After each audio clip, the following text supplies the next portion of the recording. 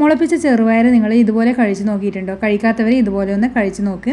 അപ്പോൾ നമ്മൾ കുറച്ച് മുളപ്പിച്ച പയറെടുത്തിട്ടുണ്ട്. അതിലേക്ക് നമ്മൾ കുറച്ച് ചെറുനാരങ്ങയുടെ നീരൊന്ന് പിഴിഞ്ഞു കൊടുക്കാം. അപ്പോൾ കുരുവൊക്കെ അതിൽ നിന്ന് ഒന്നെടുത്ത് മാറ്റാം.